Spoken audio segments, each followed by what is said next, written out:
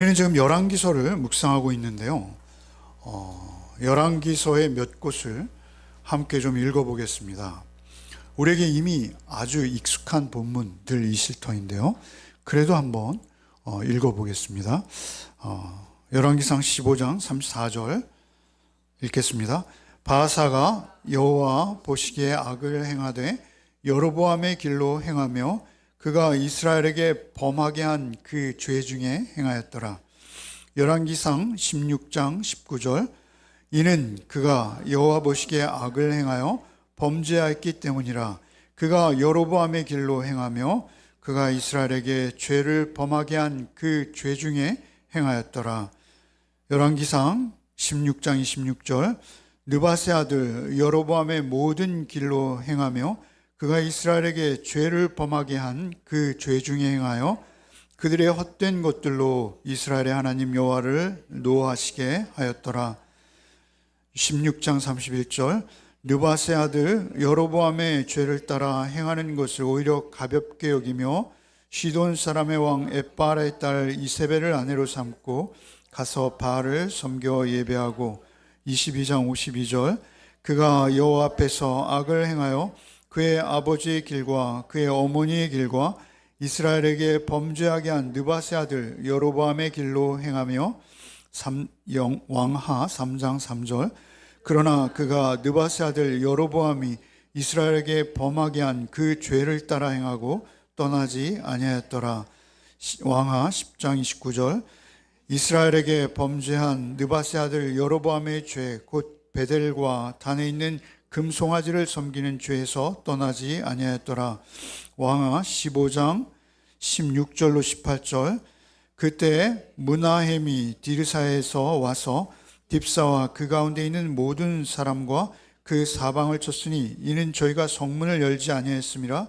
그러므로 치고 그 가운데 아이벤 부녀를 갈랐더라. 유다 왕 아사랴 39년에 가디의 아들 므나헴이 이스라엘 왕이 되어 사마리아에서 10년을 치리하며 여호와 보시기에 악을 행하여 이스라엘로 범죄케 한 느바세 아들 여로보암의 죄에서 평생 떠나지 아니하였더라. 사실 이것은 굉장히 일부만 발췌한 거예요. 이 옆에 왕들의 이름을 바사, 시므리, 오므리, 아합, 아하시아, 여호람, 예후 이렇게 쭉 기록을 했습니다만 아이 벤 여인의 배를 가르고 아이를 꺼내어 죽이는 그 악한 짓도 누구의 죄라는 거예요? 여로보암의 죄라는 거예요. 여로보암의 죄가 도대체 어떠한 죄길래 이토록 잔인하게 여로보암의 죄를 성경은 반복할까요? 그가 이미 썩어서 다 탈골이 되어서 뼈만 남아있을 텐데도 여로보암의 이름은 계속 반복해서 이스라엘의 역사 내내 언급되어지고 있다라는 것이죠. 여로보암은 왕이었습니다. 그것도 아주 능력 있는 왕이었고 열지파로 일국의 시조가 되어진 그러한 신분이 높은 자였음에도 불구하고 그의 죄가 너무나 끈질기게 등장하고 있지 않습니까? 참으로 성경은 어떠한 중요하고 의미 있는 일이 있기에 이 여로보암의 죄를 유독 이렇게 지칭해서 반복하여 지적하게 하셨을까요? 거기에는 분명히 깊은 의미가 있을 것이다라는 것이죠. 우리가 죄와 심판에 대해서 참 둔감한 시대에 살고 있습니다. 그래서 죄에 대해서 또는 심판에 대해서 이야기하는 것을 꺼리고요. 그런 이야기들을 들을 때 심지어 불쾌하기까지 합니다. 그러나 그 죄와 심판에 대한 이야기가 성경의 중심 주제이고요.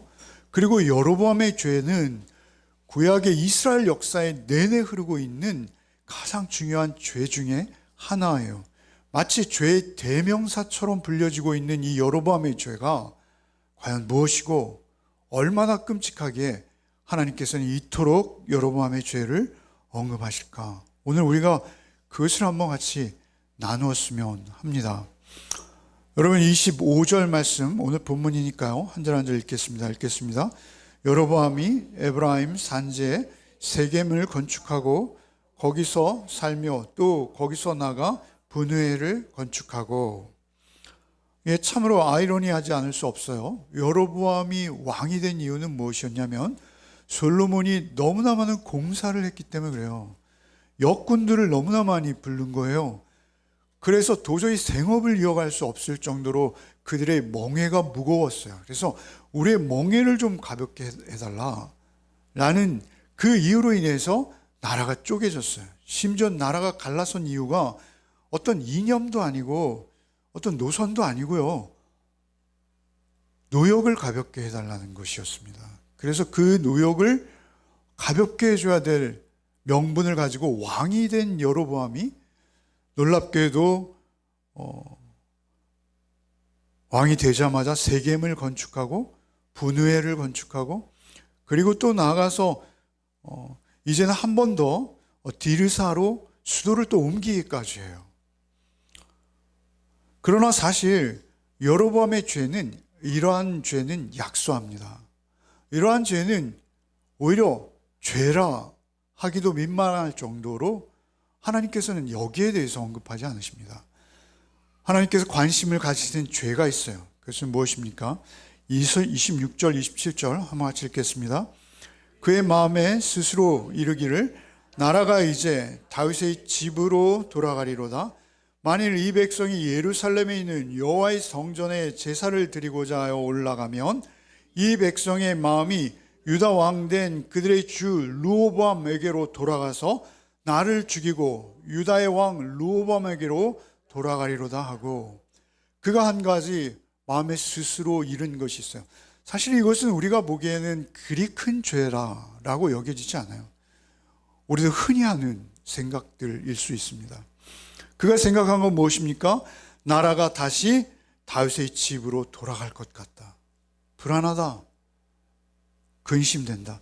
내가 어찌하여 이스라엘의 왕이 되어서 10지파를 다스리게 되었지만 다시 빼앗길 것 같고 결국 다윗의 가문으로 돌아갈 것이요, 저들이 성전 제사를 드리고자 예루살렘으로 올라가면 그들의 마음이 다시 그들의 주, 아직도 자신이 이스라엘의 왕이 된 것에 대한 확신이 없어요. 하나님께서 선지자를 보내서 그렇게 놀라운 퍼포먼스죠. 그런 걸 통해서 그가 말씀을 받았음에도 불구하고 그가 말하는 것은 무엇입니까? 저들이 성전 제사를 드리고 예루살렘에 올라가면 그들의 주 르호보암에게 돌아가서 나를 죽일 것이다. 여러분, 예루살렘은 절대적인 장소예요. 그래서 어길 수 없는 거예요. 하나님께서 그곳에 당신의 이름을 두시기로 하신 것이죠. 구약 전체를 흐르고 있는 중앙성소 사상이라는 것이 있어요. 그래서 이스라엘의 모든 남자들은 1년에 3번씩 무교절, 맥주절, 장막절이 되면 예루살렘 성전에 가서 제사를 드려야 하는 것이죠. 신명기 12장 11절 이하를 제가 읽어드리겠습니다. 너희는 너희의 하나님 여호와께서 자기 이름을 두시려고 택하신, 여러분 솔로몬이 기도할 때 어떻게 하죠? 당신의 이름을 두시기 위해 지으라 하신, 이렇게 말하잖아요. 그러니까 성전은 뭐예요? 당신의 이름을 두시기 위해. 그것은 솔로몬의 생각이 아니라 이미 신명기에서 모세를 통해서 주신 10계명의 버금가는 계명인 거예요. 그래서 여호와께서 자기 이름을 두시려고 택하실 그곳으로 내가 명령하는 것을 모두 가지고 갈지니 곧 너희의 번제와 너희의 희생과 너희의 11조와 너희 손의 거제와 너희가 여호와께 원하시는 모든 아름다운 서원물을 가져가고 너희가 너희의 자녀와 노비와 함께 너희의 하나님 여호와 앞에서 즐거워할 것이요 내 성중에 있는 레위인도 그리할지니 레위인은 너희 중에 분깃이나 기업이 없음이니라. 너는 삼가서 내게 보이는 아무 곳에서나 번제를 드리지 말고 오직 너희의 한 지파 중에 여호와께서 택하실 그곳에서 번제를 드리고 또 내가 내게 명령하는 모든 것을 거기서 행할지니라. 그곳, 거기서 내 이름을 두기로 한 그곳, 예루살렘인 것이죠.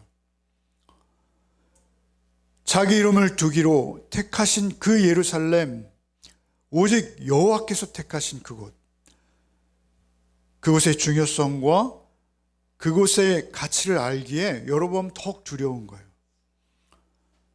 사람들이 그 11조, 여러분 11조는 우리의 수입에서 굉장히 큰 몫입니다. 거기다 그들은 11조만 드리는 것이 아니죠. 절기의 제물이 있고요. 여러 가지 각종 제물들이 있어요. 그러한 제물들이 다 예루살렘으로 집중되는 거죠. 남유다입니다. 북이스라엘 사람들이 그 많은 재정과 재물을 가지고 정성과 마음을 다해서 예루살렘으로 향하는 것을 도저히 용납할 수가 없는 거예요. 그것은 그로서는 인정할 수가 없는 것이죠. 역대기의 기록에 보면 북쪽에서 레위인들이 다 파면당하죠. 레위인들이 기업도 없는데, 땅도 없는데, 가축도 없는데 다 면직을 당해요. 그리고 자기가 뽑은 제사장들로 대치되죠.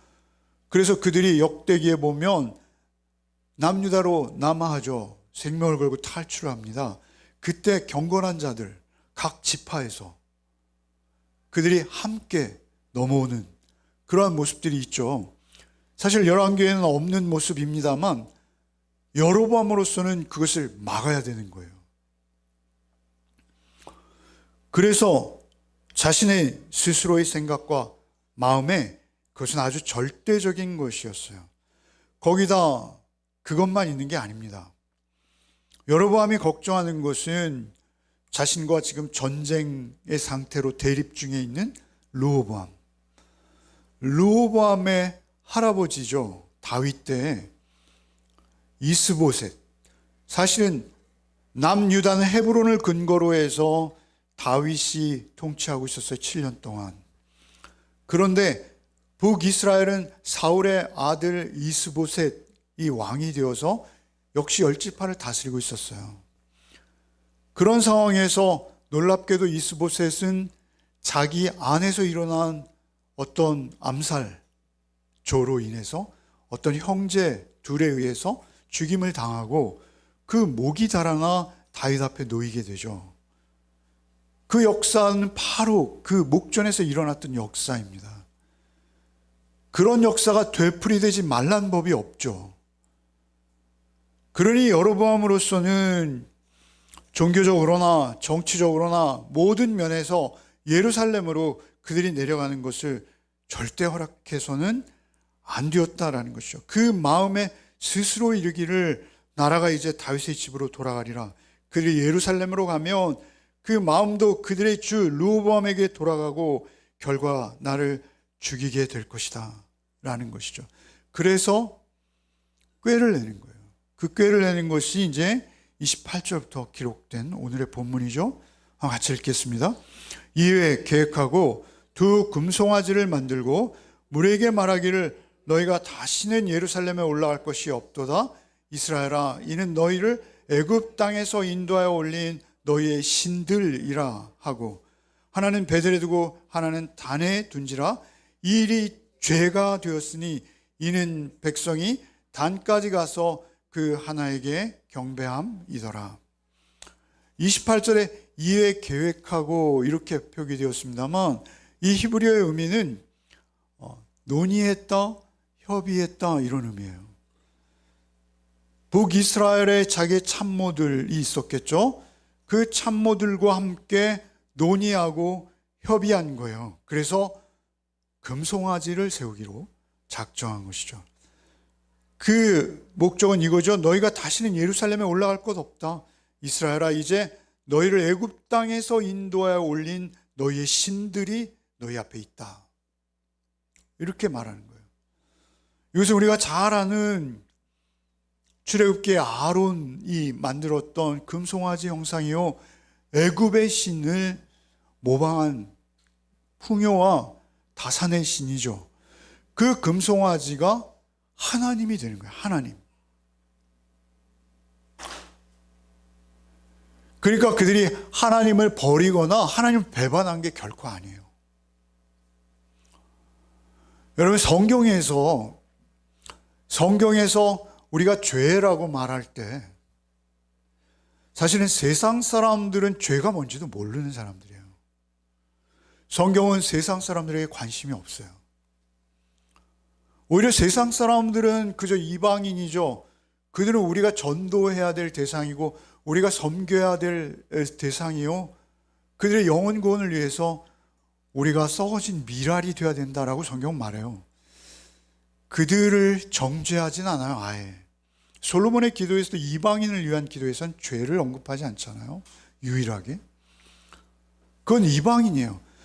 그러나 성경에서 죄를 말할 때 죄는요, 이스라엘 밖에 있는 것이 아니라 이스라엘 안에 있는 죄예요.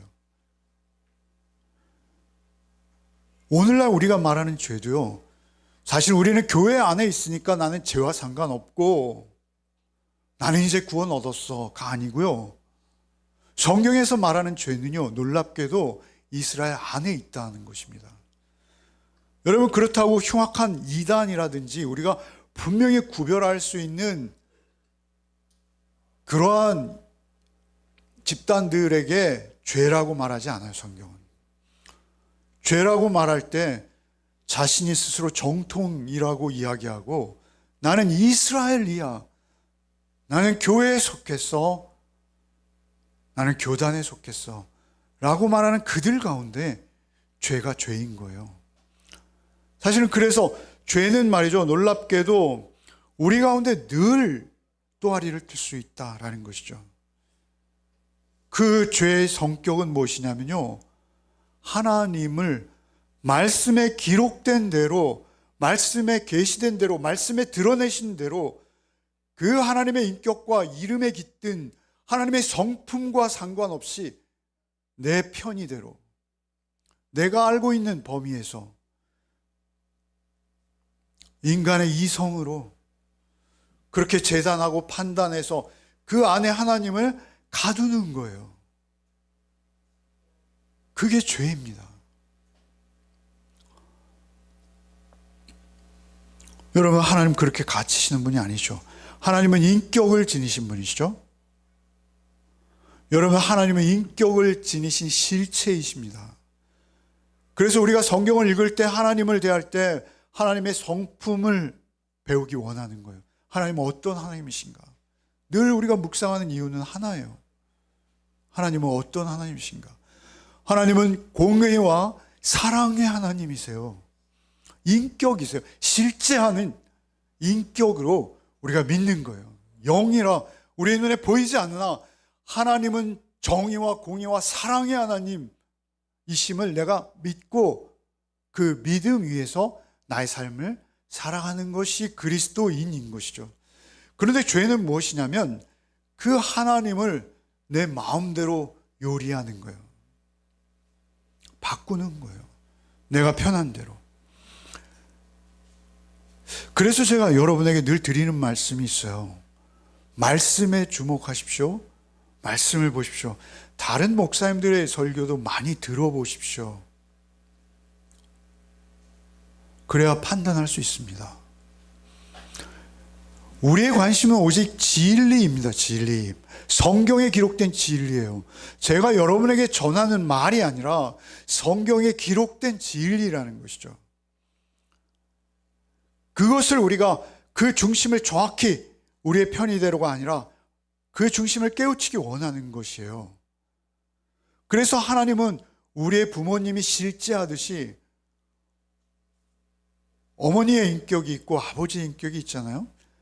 그렇게 실제하듯이 하나님의 인격과 성품이 우리 안에 그렇게 실제해서 하나님의 이름을 두시기로 하신 그것이 이제는 우리의 성전되었음을 알고 하나님께서 우리 안에 찾아오셔서 그 인격으로 우리 안에 역사하심을 따라 순종하는 삶을 살아내는 것이 우리의 삶인 것이죠. 그런데 우리는 자꾸 하나님을 어떻게 적용하려 하냐면요, 자판기, 부모님을 자판기랑 바꾸는 거예요. 얼마나 부모님이 싫겠어요? 부모님을 알라딘의 요술램프 이 정도로 바꿔버리는 거예요. 하나님이 금송아지가 되는, 금송아지가 하나님인 거예요.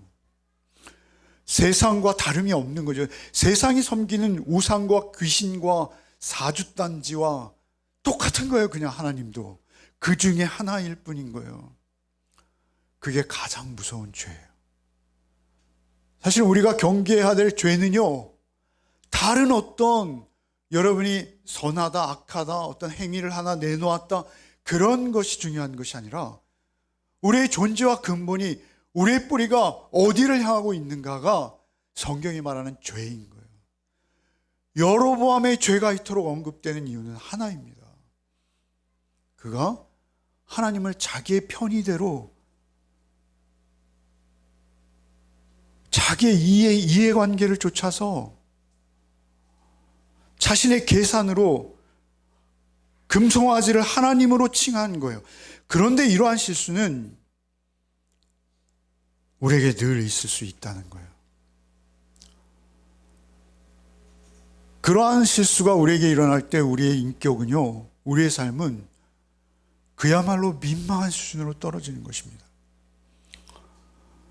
여러분, 그 민망한 수준이 무엇입니까? 13장, 우리가 묵상했던 13장에 드러나는 여로보암의 망가진 모습이죠. 그가 말이죠, 자기가 정한 절기에 자기가 정했어요. 그리고 자기가 뽑은 제사장들을 쭉 늘어놓고 자기가 만든 금송아지 하나님 앞에 자기가 분향하고 있는 거예요. 그럴 수 있다는 거예요, 우리가. 그때 이미 북이스라엘에는 선지자들이 다 사라져 버린 거예요. 북이스라엘은 더 이상 하나님은 공의와 사랑의 하나님이십니다 라고 말할 수조차 없는 거예요. 말할 수 있는 인간이 없는 거예요. 그래서 남유다에서 선지자가 북으로 올라가는 거예요. 하나님의 명령을 받고, 그리고 말하는 거예요. 어떻게 말합니까? 13장 1절부터 한번 같이 읽어보죠. 보라, 그때 하나님의 사람이 여호와의 말씀으로 말미암아 유다에서부터 베델에 이르니 마침 여로보암이 제단 곁에 서서 분향하는지라. 하나님의 사람이 제단을 향하여 여호와의 말씀으로 외쳐 이르되 제단아 제단아, 여호와께서 이와 같이 말씀하시기를 다윗의 집에 요시아라 이름하는 아들을 낳으리니 그가 내 위에 분향하는 산당 제사장을 내 위에서 제물로 바칠 것이요 또 사람의 뼈를 내 위에서 사르리라 하셨느니라 하고, 그날에 그가 징조를 들어 이르되 이는 여호와께서 말씀하신 징조라. 제단이 갈라지며 그 외에 있는 재가 쏟아지리라. 그들의 눈앞에서 참된 하나님의 음성, 참된 하나님의 선지자의 대언이 지금 쏟아지는 것이죠. 그러면서 그 징조로 제단이 갈라지며 재가 쏟아질 것을 말씀하시는 것이죠. 여러분, 사실 그들 가운데는요, 솔로몬이 만든 성전에 하나님 여호와의 구름이 빽빽히 임하시는 하나님의 임재를 경험한 사람들이 많이 있었을 거예요. 그리고 그것을 직접 경험하지 못했다라고 해도 그 놀라운 징조를 그들은 다 알고 있어요. 모르지 않아요. 아무도 모르지 않아요. 그런데 여로보암이 거창한 옷을 입고 번쩍번쩍하는 금송아지 앞에서 분향하고 있을 때 제단이 쪼개지면, 재는 말이죠, 기름이랑 엉기고 뼈가루가 있어요. 아무리 고온에 태워도 죄는 부정한 것이에요. 그래서 제사를 드리면 죄는 반드시 성막일 때는 진 밖에 버리도록 되어 있었고, 예루살렘 성에서는 성문 밖으로 내도록 되어 있어요. 그런데 그 죄가 제단이 쪼개지며 제단 위로, 제단 중에 쏟아진다라는 것은 하나님이 저주한다는 거예요. 하나님의 저주가 그곳에 쏟아지고 있다라는 참으로 직접적인 징조인 것이죠. 그런데 그런 징조가 그 눈앞에 펼쳐질 때 여로보암은 손을 들어서 저놈 잡아라, 이게 그가 보이는 반응인 거예요. 여러분, 생각나지 않습니까?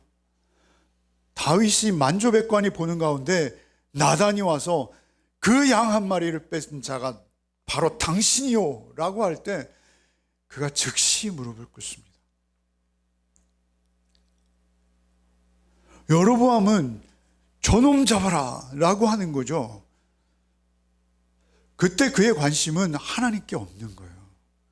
하나님께 죄를 짓고 있으면서도 하나님을 향한 마음이 1도 없는 거예요. 정말 아무 생각이 없는 거죠. 자기의 손이 그러자 굳어버렸어요. 말라버렸어요. 그 손이 문제인 거예요. 그는. 그래서 선지자에게 부탁하는 것이 내가 특죄하였나이다 라고 무릎을 꿇기는커녕 이 손 좀 고쳐줘. 하나님께 기도해서 이 손 은혜를 베풀으셔서 손 돌아오게 해줘. 그게 그의 기도의 제목인 거예요. 우리가 죽을 병에 걸렸다가요, 하나님의 놀라운 신유의 은사로 살아나도요, 구원과 상관없을 수 있습니다. 여러분, 하나님이 어떤 하나님이신지를 우리가 알았을 때 그 앞에 우리의 반응인 거예요. 하나님의 간섭과 임재를 경험했지만 그는 전혀 두렵고 떨리지 않았어요. 그는 엎드리지도 않았고요. 오히려 백성들 앞에 자신이 만신창이가 되었다. 그것이 억울한 거예요. 그래서 그가 내놓은 말은 뭐예요? 나와 함께 우리 집에 가서 쉬라. 내가 너에게 예물을 주리라. 나와 함께 나의 왕궁에 가서 같이 떡을 떼자. 내가 너에게 예물을 주겠다. 뇌물 주겠다는 거예요. 뇌물. 북이스라엘의 그 많은 제사장들을 다루듯이 하나님의 사람도 자기의 손아귀에 넣으려고 하는 것이죠. 그가 하나님을 향해서 마음을 한번 닫자 엄청난 징조와 은혜, 자기의 손이 말랐다가 다시 치유되는 은혜를 경험하고도 그는 하나님의 존재와 하나님의 임재에 대해서는 전혀 느낌이 없는 거예요. 전혀 생각이 없는 거예요. 참으로 무시무시한 것이죠. 여러분, 사울이 사무엘의 옷자락을 붙들었던 것을 우리 기억하죠. 사무엘하 15장 30절 한번 읽어봅시다. 사울이 가로되 내가 범죄하였을지라도 청하옵나니 내 백성 장로들의 앞과 이스라엘 앞에서 나를 높이사 나와 함께 돌아가서 나로 당신의 하나님 여호와께 경배하게 하소서. 사울의 관심은 하나님께서 나를 버리셨다가 아니에요. 다윗의 경우 하나님께서 나를 버리셨다라는 그때 다윗은 어떤 반응을 보일까요? 사울은 이 백성들이 지금 나를 지켜보고 있으니 당신 지금 여기서 가시면 안 되고 나와 함께 나를 높여줘서 나를 예우로 대해서 나와 함께 가자. 이게 그의 요청인 거예요. 하나님께 은혜 베풀어 달라라고 구하는 내용이 고작 마른 손을 다시 거두는 것이 그의 기도의 제목이었다는 것이죠. 이것은 지독한 불신앙입니다. 하나님 말씀을 신뢰하지 않는 것입니다. 여러분, 아히야라는 선지자가 나타나서 그 새 옷을 12조각으로 찢고 자기에게 10조각을 주었어요. 그러면서 아히야라는 선지자가 말합니다. 어떻게 말합니까? 열왕기상 11장 37절 이하 한번 읽어봅시다. 내가 너를 취하리니 너는 무릇 내 마음에 원하는 대로 다스려 이스라엘 위에 왕이 되되 내가 만일 내가 명한 모든 일에 순종하고 내 길로 행하며 내 눈에 합당한 일을 하며 내 종 다윗이 행함같이 내 율례와 명령을 지키면 내가 너와 함께 있어 내가 다윗을 위하여 세운 것 같이 너를 위하여 견고한 집을 세우고 이스라엘을 내게 주리라. 다윗의 언약과 뭐가 다릅니까? 너를 위하여 견고한 집을 세운다. 집이라는 건 권속입니다. 가문을 세운다는 거예요. 네가 나를 따르고 나의 율법과 계명과 율례를 쫓으면 내가 너와 내 집을 세우리라. 내가 너와 함께 할 것이다. 내가 너와 함께 할 것이다. 지난주 우리 설교 제목이 뭐였죠? 기억은 안 나시죠? 내 마음을 뭐였죠? 내 마음이 항상 거기에 있으리니. 어디에 있겠다 하신 거예요? 성전이에요. 성전. 우리에게 있겠다는 거예요. 하나님 마음은 우리를 향하시겠다는 거예요. 그러니까 우리의 죄는 뭐냐면요, 하나님께서 우리를 향하심에도 불구하고 내가 애써 하나님을 외면하는 것, 그것이 가장 큰 죄인 거예요. 씻을 수 없는 죄인 거예요. 여러분이 어떤 나쁜 짓을 하거나 그런 게 아니라요, 언약의 말씀을 받았음에도 불구하고 신뢰하지 못하고 외면하는 거예요. 간단합니다. 여러분, 여로보암은 과부의 아들입니다. 여로보암은 소위 말하면 자수성가한 스타일이에요.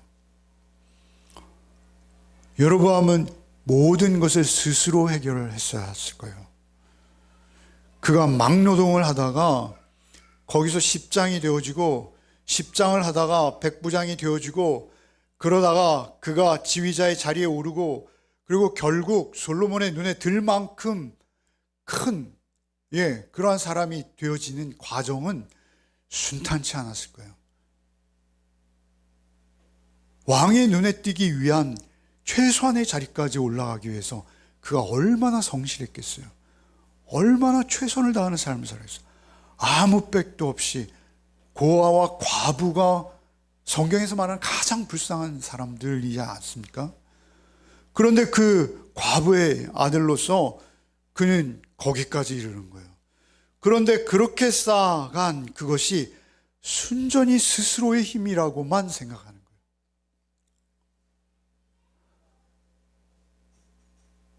그렇더라도 그가 하나님의 은혜를 입었습니다.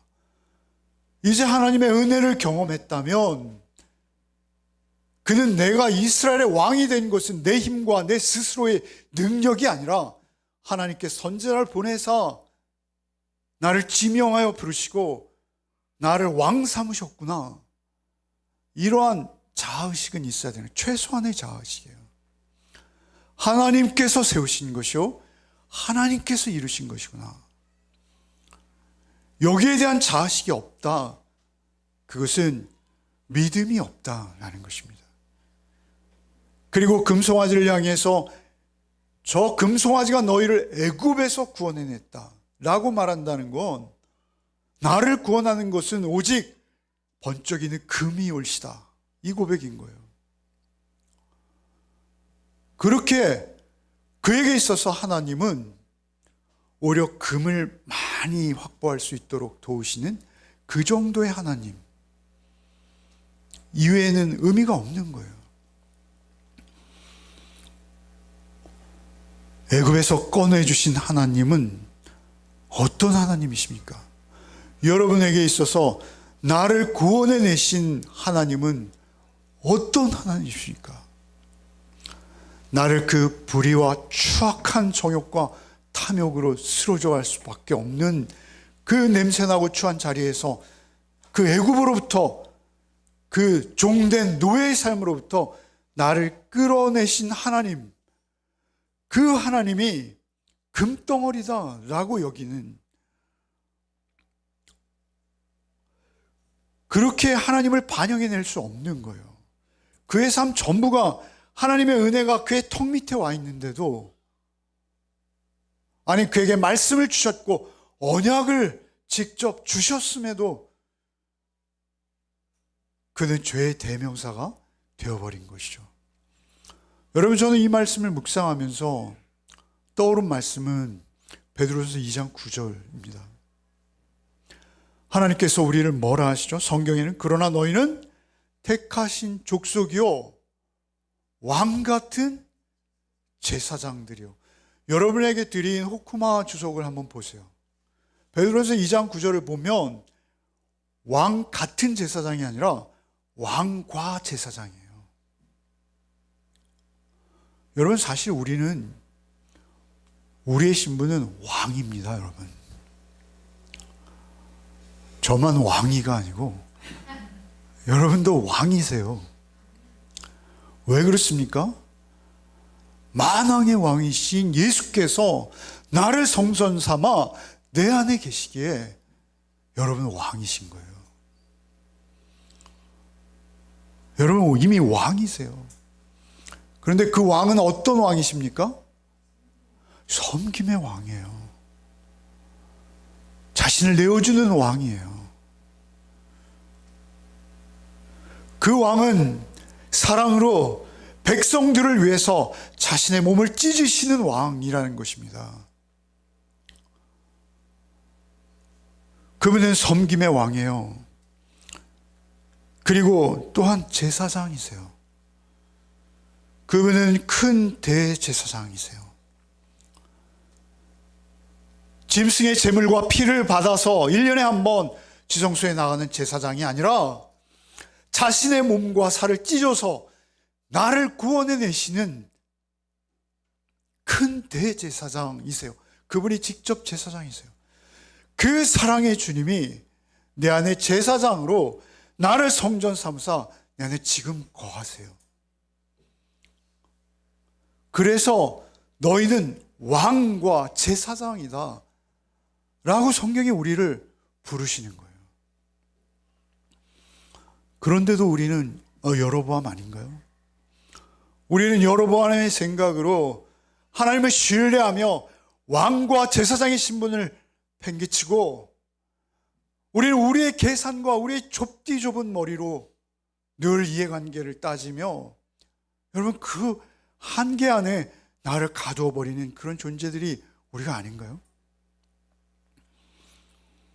여러분, 하나님께서는 우리를 부르셔서 하나님을 반영해내라 라고 부르신 거예요.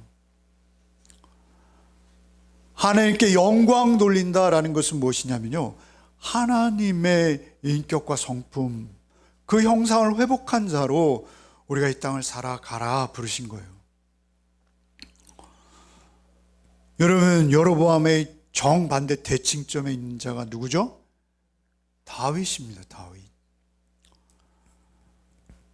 여러분, 다윗에 비유된 왕들은 4명밖에 없어요. 4명을 한 명씩 봅시다.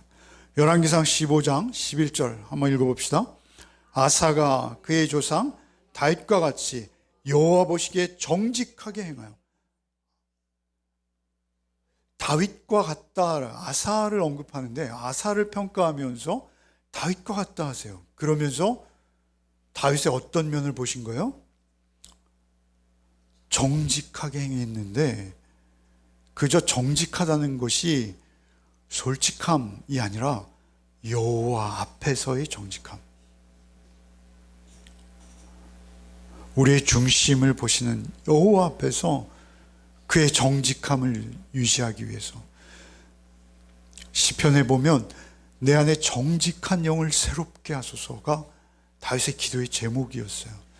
정직한 영, 하나님께서 주시는 영이기에 내 안에 나 죽고 하나님으로 살기 위한 기도예요. 정직한 영을 새롭게 하소서. 나단이 와서 하나님의 음성으로 나의 죄악을 지적할 때 여호와 앞에서 정직하게 나의 죄됨을 인정하고 그 앞에 엎드릴 수 있는 자, 정직한 거예요. 여러분, 열왕기하 18장 같이 읽어보죠. 히스기야가 그의 조상 다윗의 모든 행위와 같이 여호와 보시기에 정직하게 행하여. 여호와 보시기에 정직하게 행했다는 말이 계속 동일하게 반복되어지고 있죠. 우리가 스스로에게만 정직해도요, 우리는 십자가 앞에 나갈 수밖에 없는 존재들이에요. 여러분, 왕하 22장 2절도 한번 읽어봅시다. 요시야가 여호와 보시기에 정직히 행하여 그의 조상 다윗의 모든 아사, 히스기야, 요시야 모두 다 뭐예요? 정직하게 행했다라는 것이죠. 하나님 앞에 여러분 모두 내어놓으십시오. 하나님 앞에 여러분 다 토로하십시오. 하나님은 우리가 토로하지 않아도 우리를 다 아십니다. 그럼에도 불구하고 우리가 기도하기 원하시고, 우리가 내어놓기 원하시고, 우리가 고백하기 원하세요. 그럴 때 하나님께서는 우리의 기도를 들으십니다. 여러분, 역대하 17장 3절 한번 읽겠습니다. 여호와께서 여호사밧과 함께 하셨으니 이는 그가 그의 조상 다윗의 처음 길로 행하여 지 아니하고. 바알은 금송아지죠. 여러분, 여호사밧, 요시야, 히스기야, 아사, 그들의 공통점은 무엇이냐면요, 자기를 의지하지 않은 거예요. 자기를 의지하지 않고 하나님만을 의지한 거예요. 자기의 계산과 자기의 속셈, 자기의 이해관계에 따라 삶을 살아간 것이 아니라 하나님의 공의와 정의와 하나님의 사랑에 의지해서 자신의 삶을 산 거예요. 여러분, 그것은 왕들이나 하는 것이요, 그것은 대통령들에게나 요구되는 삶이다 라고 여기십니까? 아니라는 것입니다. 크든 작든 우리가 그리스도 안에 부르심을 입었고 그 은혜로 애굽에서부터 나온 자들이 맞다면, 우리는 마땅히 그 구원의 하나님 앞에 우리의 왕자리를, 우리의 제사장 자리를 하나님 앞에 내어드려야 된다는 것입니다. 그리고 예수 그리스도께서 오셔서 우리를 통치하고 우리를 다스리실 수 있도록 그 자리를 내어드리는 것입니다. 그때 우리는 왕이 되고 제사장이 되는 거예요. 본질적인 이유는요, 그를 통해서 우리에게 하나님을 반영하는 삶을 살아내라는 거예요. 여러분, 사실 여기까지입니다만, 여러분 성경 한 곳을 좀 찾아보겠습니다. 성경 가지고 계시죠, 설마? 열왕기상 11장. 저를 쳐다보세요. 열왕기상 11장. 요즘 묵상하는 11장. 없으면 큐티책에서 찾으시면 됩니다. 38절에 보면, 제가 이미 읽어드린 본문이에요. 그런데 36절부터 한번 읽어보죠. 읽어보겠습니다. 그의 아들에게는 내가 한 지파를 주어서 내가 거기에 내 이름을 두고자 하여 택한 성읍 예루살렘에서 내 종 다윗이 항상 내 앞에 등불을 가지고 있게 하리라. 내가 너를 취하리니. 여기서부터 우리가 읽었죠. 그런데 제가 나누고 싶은 것은 다윗이 항상 내 앞에 등불을 가지고 있게 하리라. 이것은 다윗 언약이죠. 다윗도 인정하라는 거예요. 다윗을 죽이려 들지 말고 인정하라는 거예요.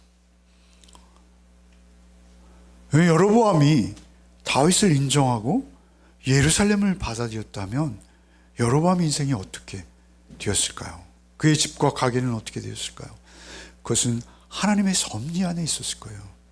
하나님은 언약을 어기지 않으세요. 중요한 것은 다윗을 하나님께서 등불로 표현하세요. 등불. 등불이라는 건 무엇이죠? 빛이라는 것입니다. 여러분, 베드로전서 2장 9절, 그러나 너희는 택하신 족속의 왕 같은 재산을 거룩한 나라요 그의 소유된 백성이니. 그 다음 뭐죠? 그를 기이한 빛에 들어가게 하신 자의 덕을 선전케 하려 하심이라. 우리가 그 기이한 빛을 쪼인 자들이고 그 기이한 빛에 들어간 자들이에요. 그러니까 우리가 왕이 되었고 제사장이 되었다는 건 뭐냐면 그의 기이한 빛을 쪼이고 받았다는 거예요. 다윗도 그의 기이한 빛을 받은 자예요. 그래서 마태복음 5장에 뭐라고 하세요? 너희는 빛이라. 빛이 되어라가 아니라 빛이라 라고 소개하시는 거예요. 예수께서 빛이시기에 내가 빛으로 왔노라 요한복음에 말씀하시고 그 빛이 우리 가운데 지금 찾아오신 거예요. 그래서 우리가 하나님을 인정하고 하나님의 말씀을 우리의 최우선으로 여기며 그 말씀 앞에 좌로나 우로나 치우치지 아니하고 그 말씀에 순종의 삶을 살아갈 때 하나님께서는 나를 통해서도 하나님을 드러내시겠다라고 약속하시는 거예요.